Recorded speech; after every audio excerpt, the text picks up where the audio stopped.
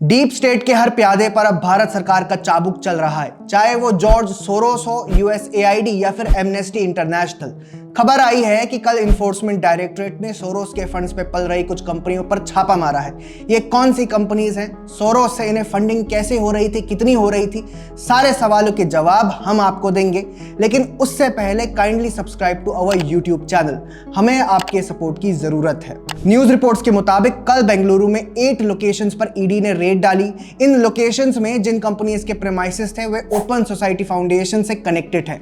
साथ ही so called human right organisation जैसे कि एमनेस्टी इंटरनेशनल, ग्रीन पीस और ह्यूमन राइट्स वॉच के एम्प्लॉइज से भी पूछताछ हुई। बता दें, ओपन सोसाइटी फाउंडेशंस के ओनर और कोई नहीं बल्कि जॉर्ज सोरोस हैं। बीते कुछ समय से भारतीय राजनीति में ये काफी पॉपुलर भी हुए हैं। बीजेपी ने कांग्रेस और राहुल गांधी पर सोरोस के इशारों पर काम करने के आरोप भी लगाए हैं। और अगर आप न्यू व्यूअर नहीं हैं तो आप जरूर जानते होंगे कि पैम्फलेट ने बार बार सोरोस और डीप स्टेट पर रिपोर्टिंग की है। शायद ही इंडिया में किसी मीडिया ऑर्गेनाइजेशन ने इस टॉपिक पर इतना रिसर्च और वीडियो रिपोर्ट्स पब्लिश किए होंगे। तो एक बार आपको फिर बता दूं, ओपन सोसाइटी फाउंडेशंस या OSF is owned by George Soros. और सोरोस दुनिया भर में लेफ्टिस्ट और लिबरल एजेंडे को प्रमोट करने के लिए जाना जाता है। इस काम के लिए वो ओएसएफ डायरेक्टली फंडिंग करता है या ओएसएफ जिन्हें फंड करता है वो लोग करते हैं। सोरोस पर कई देशों की सरकारों के खिलाफ माहौल बनाने या उन्हें गिराने के आरोप भी लगे हैं।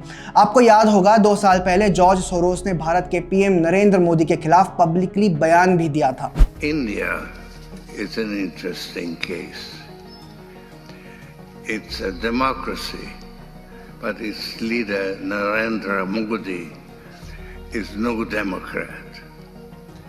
Inciting violence against Muslims was an important factor in his meteoric rise. अब बात करते हैं कि सोरोस के खिलाफ लेटेस्ट एक्शन क्या हुआ है। बेंगलुरु में कार्रवाई फॉरेन एक्सचेंज के वायलेशन को लेकर हुई है और वायलेशन इसीलिए क्योंकि साल 2016 से भारत सरकार ने ओएसएफ को प्रायर रेफरेंस कैटेगरी में डाला हुआ है। यानी कि ओएसएफ को भारत में किसी को भी पैसे देने से पहले होम मिनिस्ट्री की परमिशन लेनी होगी।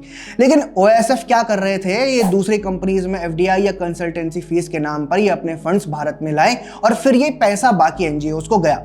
इंडियन एक्सप्रेस के मुताबिक एफडीआई और कंसल्टेंसी फीस के नाम पर एनजीओज में तकरीबन 25 करोड़ की बंदरबाट हुई। अब आप सोचिए, ये 25 करोड़ कितनों की जेब में गए और कैसे कामों के लिए खर्च हुए होंगे। एक और कंपनी जिसके प्रीमाइसेस पर रेड पड़ी है, Espada investments private limited. Report के मुताबिक एस्पाडा दरअसल एसईडीएफ का फंड मैनेजर है। एसईडीएफ ओपन सोसाइटी फाउंडेशंस का इन्वेस्टमेंट आर्म है। और मजे की बात यह है कि ओएसएफ ने ही मॉरिशस में इसे सेटअप किया था एस्पाडा को, ताकि भारत में फंडिंग को लाया जा सके। यानी कि एस्पाडा इस सब में डायरेक्टली इन्वॉल्व था। अब जैसे जैसे ये केस खुलेगा सारे राज भी खुलेंगे कि इतने सालों में किस किस एनजीओ या व्यक्ति को सोरोस से फंडिंग मिली है। साथ ही एमनेस्टी इंटरनेशनल, ग्रीन पीस और ह्यूमन राइट्स के एम्प्लॉइज से भी पूछताछ हुई। आपको बता दूं, पिछले कुछ सालों में इन तीनों के फॉरेन डोनेशंस पर केंद्र सरकार ने कार्रवाई की है। तीनों पर ही एक्टिविज्म के नाम पर भारत के खिलाफ प्रोपेगेंडा फैलाने के आरोप भी लगते रहे हैं। सिर्फ यही नहीं, एक और डीप स्टेट के प्यादे यूएसएआईडी के खिलाफ भी भारत एक्शन लेने के मूड में है। पिछले हफ्ते ही minister of state for external affairs Kirti Vardhan Singh ने राज्यसभा को बताया था कि भारत सरकार ने यूएस एम्बेसी से यह जानकारी मांगी है कि यूएसएआईडी के प्रोग्राम्स में कितने फंड्स लगे और साथ ही उन एनजीओज के नाम भी मांगे गए हैं जिन्होंने ये प्रोग्राम्स ग्राउंड लेवल पे एग्जीक्यूट किए। हालांकि अभी तक यूएस एम्बेसी ने कोई जानकारी नहीं दी है। जब से ट्रंप सरकार ने यूएसएआईडी की फंडिंग की पोल खोली है तब से ही पूरी दुनिया में इसकी चर्चा चल रही है। आपको बता दो कि यूएसएआईडी पर भारत में भी काफी विवाद हुआ था। भारत की मेन ऑपोजिशन पार्टी कांग्रेस के यूएसएआईडी से कई कनेक्शन सामने भी आए थे। For example, Rajiv Gandhi charitable trust, जिसकी चेयरपर्सन खुद सोनिया गांधी हैं। ये ट्रस्ट एक एग्रीकल्चरल प्रोग्राम में पार्टनर था and this program was funded by USAID.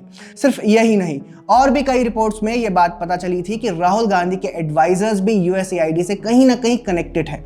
Triple IT Ranchi कांड वाले सैम पित्रोडा की एनजीओ ग्लोबल नॉलेज इनिशिएटिव को सीधा यूएसएआईडी से फंडिंग मिलती है, तो वहीं राहुल के एक और खास विजय महाजन को साल 2012 में मिलेनियम इनोवेशन फंड के नाम पे यूएसएआईडी से 78 करोड़ मिल चुके हैं। एक और इंटरेस्टिंग डिटेल आपके साथ शेयर करता हूं।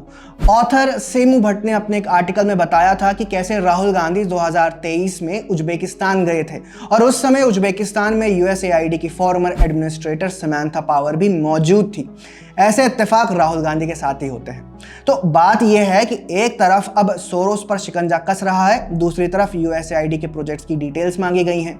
जस्ट इमेजिन, दोनों ही केसेस में जब पता चलेगा कि कौन कौन से एनजीओ इन्वॉल्व थे, किन लोगों को पैसा गया, किन कामों के लिए फंड्स इस्तेमाल हुए, जब पता चलेगा कि डीप स्टेट का हाथ भारत में किन लोगों पर था, तो बहुतों को तकलीफ होना तय है।